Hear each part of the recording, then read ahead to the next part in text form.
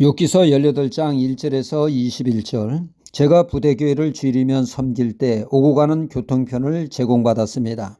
대대장님의 그 1호차 집차를 타기도 했고 때로는 대대장님의 그 자가용을 타고 오기도 했습니다. 어느 주일날은 당직을 섰던 그 중상과 상사 되시는 분의 차를 타고 오게 되었습니다. 오다가 그만 길을 건너는 분과의 그 실랑이가 벌어졌습니다. 별탈 없이 오는데 그분이 말을 합니다. 오늘 액땜을 했다고 말이죠. 믿는 사람들에게 매우 생소하게 들리는 말입니다. 액땜이란 큰 화를 작은 것으로 대체했다는 뜻이죠. 불신자들이 이런 말을 자주 사용하는 것 같습니다. 불교에서는 인과응보를 많이 강조하죠. 원인이 있으면 결과가 있다는 것으로 악을 심어 악을 거두고 선을 심어 선을 거둔다는 것이죠. 욥의 친구들의 신앙도 철저히 인과응보에 기초한 신앙임을 알 수가 있습니다. 마치 하나님을 믿는다는 사람들이 불교를 믿는 사람들처럼 인과응보를 신봉합니다. 악을 심어 악을 거둔다고 말이죠. 불교적인 색채가 매우 짙어 보입니다.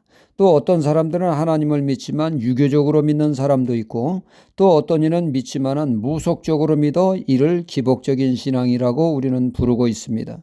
모름지기 하나님의 백성은 하나님의 백성답게 믿어야겠습니다. 우리가 구원을 얻기 위해서는 하나님이 우리의 삶에 개입하심으로 시작되죠. 이를 하나님의 부르심이라 또는 유효적 부르심이라 말들을 합니다. 하나님이 그 마음의 문을 열게 하심으로 하나님의 말씀에 복음에 반응하도록 하신다는 얘기죠. 가령 사도행전 16장에 보면 사도 바울이 점친의 여정의 일로 억울하게 옥에 갇히게 됩니다. 간수는 바울과 복음에 아무런 관심을 보이지 않았습니다.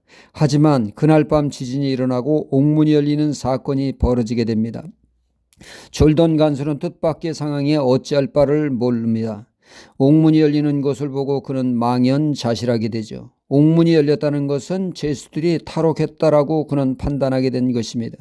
죄수가 탈옥하면 죄수의 그 죄를 온팡 간수가 뒤집어 써야 합니다. 꼼짝없이 그는 평생 옥살이를 해야 한다 생각하니 삶에 희망이 없었습니다. 이에 그는 이럴 바에는 차라리 죽는 게 낫다 하고 스스로 목숨을 끊으려고 하게 되죠.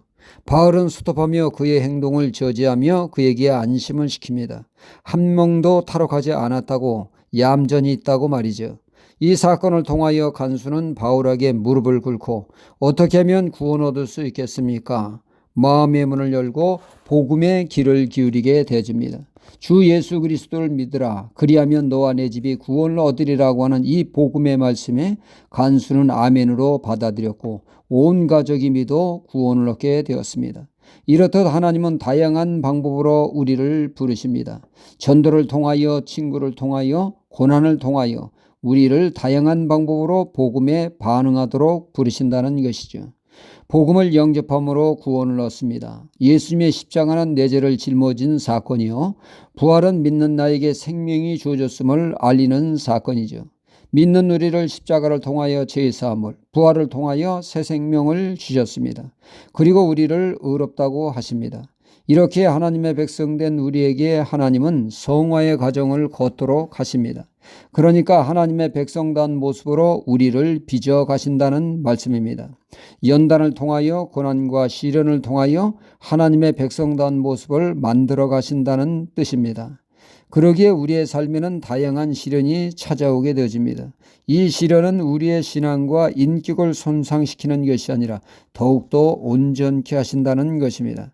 그래서 성경은 그 시련과 고난 앞에 기죽지 말고 낙심하지 말며 적극적으로 기쁨으로 받아들이라고 권면하고 있습니다. 이는 하나님이 우리로 온전케 빚어가시는 과정이기 때문에 그렇습니다. 야고보서 1장 2절로 4절에 내 형제들아 너희가 여러 가지 시험을 만나거든 온전히 기쁘게 여기라. 이는 너희의 믿음의 시련에 인내를 만들어내는 줄 너희가 알미라. 인내를 온전히 이루라. 이는 너희로 온전하고 구비하여 조금도 부족함이 없게 하려 함이라 말씀하고 있습니다. 하나님은 시련을 통하여 하나님의 백성을 온전케 하심으로 시련을 마치 선물 받듯이 기쁨으로 맞이하라고 하십니다.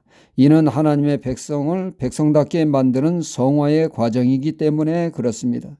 욥의 친구 빌닷은 오늘 말씀에 욥이 죄를 지어 죄값을 치른다고 하지만 하나님은 욥을 더욱더 경건하게 하나님을 경외하는 자가 되도록 하기 위하여 축복의 그릇이 되도록 시련을 그에게 허락하신 것입니다. 성화의 과정으로 그에게 시련을 허락하셨다는 말씀이죠. 고로 우리는 분명한 나의 죄로 어려움을 당할 때는 철저히 회개하고 그 외의 시련은 성화의 과정으로 이해하는 자세가 필요하다 하겠습니다. 시련을 통해 빚어가시는 하나님을 바라봄으로 말입니다. 할렐루야.